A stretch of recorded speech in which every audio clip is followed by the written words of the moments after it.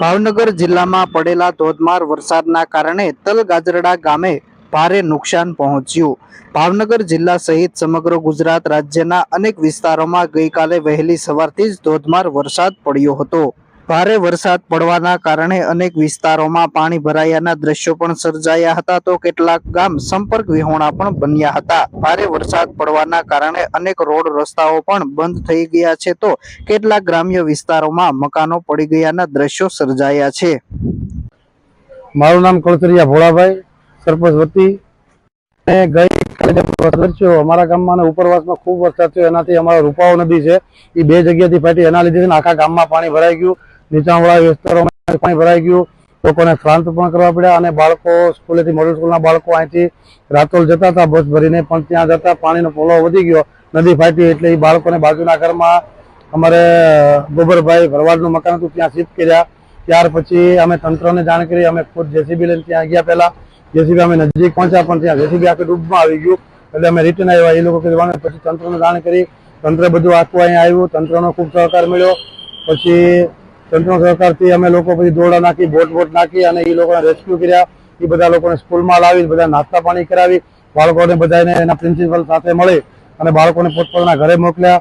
અને બીજા અમારા ગામમાં ભારતીય ગોધરા સાઈડના લોકો રહે છે, એ લોકોએ 50 જેટલા પચાણા લેતા એ લોકોને રેસ્ક્યુ કર્યા, એ લોકો નાસ્તા પાણી કર્યા અને બાપુને વાત કરી અને ગૌશાળામાં રહેવાની વ્યવસ્થા અને જમવાની વ્યવસ્થા પણ કરાવી લોકોને.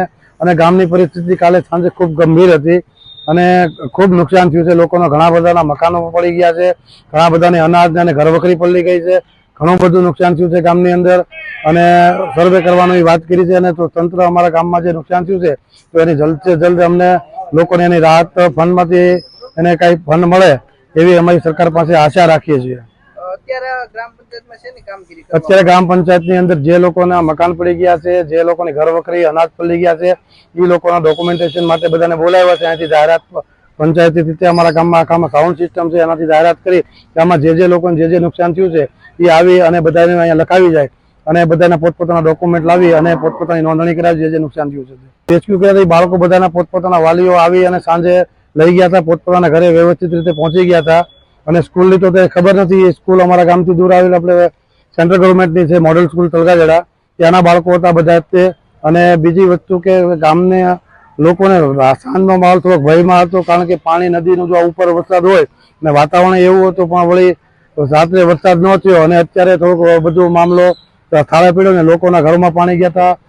જ્યાં અત્યારે આપણે પંચાયત ઓફિસમાં ઉભા છીએ ત્યાં પંચાયત ઓફિસની અંદર પણ એટલો બધા કાદવ કિચડ ને બધી જગ્યાએ થઈ ગયું હતું. એટલે એ બધી ઘટાડવાની કામગીરી શરૂ છે. ગામના લોકો પોતાની સાફ સફાઈ કરે છે, મકાનોની દુકાનોમાં બધી જગ્યાએ સર્વત્ર પાણી હતું. ભારે વરસાદ પડવાના કારણે તલગાજરડા ગામે મકાનોમાં પાણી ઘૂસી ગયા હતા. આ ઉપરાંત રોડ રસ્તાઓ પર પણ પાણી ફરી વળ્યા હતા. આ ઉપરાંત મોડર્ન શાળાના બાળકો જ્યારે ઘરે પરત જઈ રહ્યા હોય, જે દરમિયાન તેઓ પાણીમાં ફસાયા હતા. જોકે ત્યારબાદ તેનું સહી સલામત રીતે રેસ્ક્યુ પણ કરવામાં આવ્યું હતું. ગઈકાલે શાળાના બાળકોને સતત વરસાદ અને લાઇટ ન હોવાના કારણે શાળામાંથી વહેલી રજા આપી દેવામાં આવી હતી. પરંતુ તલગાજરડા રાતોલ રૂટની બસ જે છે એ તલગાજરડાથી આગળ વનવેમાં ફસાણી હતી અને બાળકોને સહી સલામત રીતે બાજુના ઘરમાં લેવામાં આવ્યા હતા. પરંતુ ઉપરવાસ સતત વરસાદને કારણે શરૂઆતમાં ધીમે ધીમે પાણી ફળિયામાં, ઓસરીમાં અને બાળકોને કેડ સમાણ આવ્યા. અને ત્યારબાદ તે પહેલા લોકલ જે વહીવટી તંત્ર છે, મામલતદાર કચેરી, પ્રાંત કચેરી, તાલુકા પોલીસ, દરેક જગ્યાએ જાણ કરવામાં આવી. જિલ્લા શિક્ષણાધિકારી સાહેબશ્રીને જાણ કરવામાં આવી અને ઉચ્ચ કક્ષાએ રજૂઆત કરવામાં આવી. અને ત્યારબાદ જિલ્લા વહીવટી તંત્ર પણ ખડે પગે ઊભું રહ્યું. અને એ સમય દરમિયાન જિલ્લા શિક્ષણાધિકારી શ્રી દ્વારા શિક્ષણ મંત્રી પાનસેરિયા સાહેબને રજૂઆત કરવામાં આવી. કલેક્ટર શ્રીને સૂચના આપવામાં આવી. કલેક્ટર શ્રી પણ રૂબરૂ સ્થળ પર આવ્યા, એસપી સાહેબ આવ્યા અને કેન્દ્રીય રાજ્ય મંત્રી નીમુબેન બાંભણિયા પણ સતત ટેલિફોનથી મારી સાથે જોડાણેલા હતા. આ સમગ્ર વહીવટી તંત્ર તેમજ ગામ લોકો, ગામના સરપંચશ્રી, ગામના આગેવાનશ્રીઓ ખાસ જંગી મહેનતને કારણે આ રેસ્ક્યુ ઓપરેશન સફળ કરી દરેક બાળકોને સહી સલામત રીતે રેસ્ક્યુ કરી અને બહાર લાવવામાં આવેલ. હા, ગઈકાલે જે છે એ બાળકો રાતના 9 વાગ્યા આજુબાજુ દરેક બાળકોને ઘરે પહોંચાડવામાં આવેલા અને એ સિવાય ઉપરવાસમાંથી આવતા વરસાદને કારણે શાળાના કેમ્પસની અંદર ખૂબ જ પાણી ભરાઈ ગયેલ અને તે છતાં શાળાએ આવવા માટેનો રસ્તો જે છે હાલ એ પણ તૂટી ગયેલ છે અને એ રસ્તા રિપેરિંગ માટે આજે આરએમબી વિભાગની અંદર અમે અરજી પણ કરેલી છે, રજૂઆત પણ કરેલ છે અને શક્ય એટલું વહેલી તકે રાબેતા મુજબનું શૈક્ષણિક કાર્ય શરૂ થાય એવા પગલાં લેવામાં આવશે.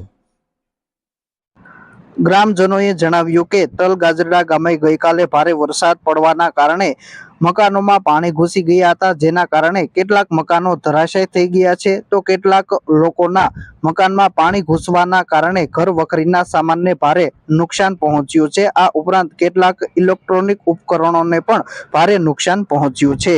મારું નામ છે જીતુભાઈ પોપાભાઈ મેવાડા ભરવાડ ને અમારા ગામની અંદર બહુ નુકસાન છે અને જે અમારા પાડોશી છે એનું મકાન આ બધું પડી ગયું અને એનો સામાન બધો આજે સવારે વહેલા ખોદી ને 20-25-30 છોકરા હતા બધા નેહડાના પરિવારના બધું ગોત્યું અને હજી જવા બાજરો બધું ડટાઈ ગયેલું છે.